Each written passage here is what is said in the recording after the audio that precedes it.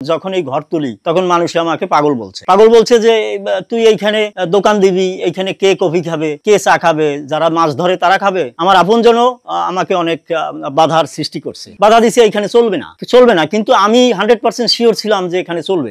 আর এরকমই কিছু বলছে, হ্যাঁ, যে তুই চলবে না, তোর এই ইনভেস্ট এখানে তোর নষ্ট হবে। ওই কথা যে এখানে তোর চলবে না, তোর এই খাবার দাবার কি যারা মাছ ধরে তারা খাবে।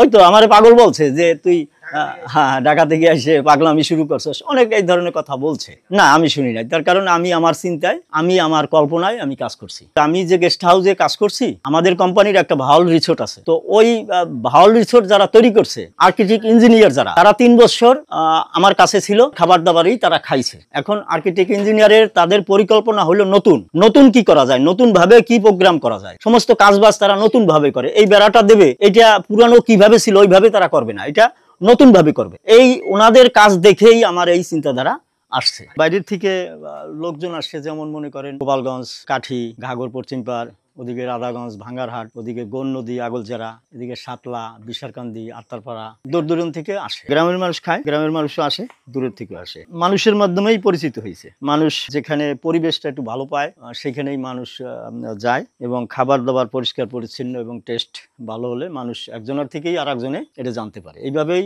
পরিচিত হয়েছে। আমি দোকানের নাম দিছি এই 1 বছর। এর আগে দোকানের নামও দিই নাই, সাইনবোর্ডও দিই নাই। খাবার এখানে পদক্ষেপ থেকে অর্ডার দিছে, পরে আমি খাবার তৈরি করে নিয়ে গেছি। ওখানে মানুষ খেয়ে অনেক ভালো বলছে, এবং তারাই চতুর্দিকে ছড়াই দিছে যাতে এখানে আসে মানুষজন এই খাবারের জন্য। ট্রেনিং করছি হলো পদক্ষেপেই কোটালীপাড়া একটা, আর একটা উনশিয়া, নিরাপদ মৎস্য বাজারজাত করে। ব্যবসাটা 3 বছরের উপরে। 3 বছর আগে আমি ঢাকা গাজীপুর বাংলা বাজার গেস্ট হাউসে ওনাদের বাবুর্চি ছিলাম, ওখানে করেছি 16 বছর। আমি গ্রামেই ছিলাম, মাছের চাষ করতাম গ্রামে। 20 বছরের পরেই আমি মাছের চাষ করছি, গলদা চিংড়ি এবং সাদা মাছ। আমার ঘের পুকুর ছিল অনেক। তারপরে আমি ওই বড় মাছের সাথে সাথে আমি ছোট মাছেরও চাষ করি, মাছের ডিম, রেণু, এগুলোরও চাষ করি। তারপরে হঠাৎ করে আমি বাড়ি থেকে ঢাকা চলে যাই। এটা আমাদের পারিবারিক একটা সমস্যার জন্য আমি ঢাকা চলে যাই একেবারে খালি হাতে। রাগ করেই চলে গেছি, হাতে কিছু নেই, খালি হাতে গেছি। ঝগড়া শান্তির কারণেই হয়েছে, কষ্ট নিয়ে গেছি। তো ওখানে আমি ছোট একটা চাকরি করি। ওখানে অন্য আর একটা ফ্যাক্টরিতে আমার এক ভাই ছিল, দূর সম্পর্কের এক ভাই।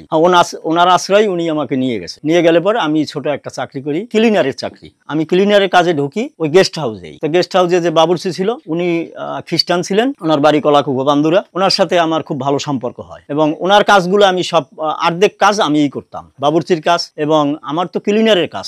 আমার খারাপ লেগেছে। বছর 2 জন কাজের লোক রাখতাম, তাদেরকে 50,000 টাকা বেতন দিতাম। তখন 2000 সালের 50,000 টাকা মাসে বেতন দিতাম। তাদের খাবার খরচ, জামা পোশাক আমি সবকিছু দিছি। আর সেই লোকেই আমি 1500 টাকা বেতনে চাকরিতে ঢুকছি ক্লিনারের। এটা খারাপ লাগার এই কথা। তবে আমি ধর্মীয় হিসাবে আমাদের বাইবেলে, পবিত্র বাইবেলে একটা কথা আছে, কর্ম করো ফলদাতা আমি। এই কথার উপর ভিত্তি করে আমি কাজ করছি। তারপরে 1500 টাকা বেতনে আমরা স্বামী স্ত্রী 2 জনেই চাকরিতে ঢুকছি। 2 জনেই আমরা একসাথে জয়েন করছি, একদিনে চাকরি করি।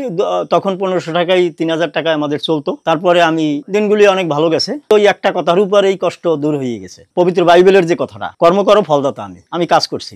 টাকা নাই, মাস গেলে ঘরে চাউল নাই, কিন্তু সবকিছুই ব্যবস্থা হয়েছে। ঈশ্বরের সৃষ্টিকর্তা তিনি ব্যবস্থা করে দিয়েছে, না খাই থাকা লাগে। তার কারণ ওই একটা কথাই যে কর্ম করো ফলদাতা আমি। তার কারণ ঈশ্বর সরল এবং ভালো মানুষকে তিনি বাঁচাই রাখেন। তিনি বলছে যে আমাতে আসক্ত, তার জন্য আমি তাকে বাঁচাইব।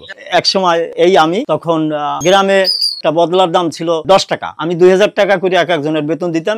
এছাড়া প্রতিদিন কিষাণ বদলা আমার থাকতো, কিন্তু সেই লোক আমি সেখানে 1500 টাকায় চাকরি করি। তারপরে আমি ওখানে বাবুর্চির কাজ করি, মজুরি ছাড়া। বাবুর্চির কাজ, মালির কাজ, পিয়নের কাজ, আমি 3 জনের কাজ করছি প্রতিদিন মজুরি ছাড়া। আমারটা তো আমি করছি, এই 4 জনের কাজ করছি আমি। ওই একটা কথার উপর ভিত্তি করিয়া যে কাজ করো ফলদাতা আমি ঈশ্বরকে বলছি যে আমি যে এই যে আজকে কাজ করি, তুমি যদি আজকে মজুরি দাও, আমি এর যেটা প্রাপ্য সেটা দিতে হবে। আর যদি কালকে দাও, কালকে দিলে একদিনের সুদ সহ আমাকে দিতে হবে। আর যদি 6 মাস পরে দাও তাহলে আরো বেশি দিতে হবে। তাহলে সেই কাজের ফল পাইছি আমি 3 বছর পরে। 3 বছর পরে আমি সেখানে গেস্ট হাউসের বাবুর্চির পদে আমি অ্যাপার্টমেন্ট দিচ্ছি আমাকে। আমি সেখানে আমি ওই যে বাবুর্চির সাথে কাজ করছি, থেকে বাবুর্চির সাথে কাজ করছি, তার কাজ দেখছি, তার অর্ধেক কাজেই আমি করছি তার সাথে। তো এইভাবে আমি পরে ওখানে তখন প্রায় 35-40টা ফ্যাক্টরি। এই ফ্যাক্টরির সমস্ত বাবুর্চির চাইতে আমি 1 নম্বর বাবুর্চি ওখানে নিয়োগ পাই। এই সম্মান আমি পাইছি ওখানে।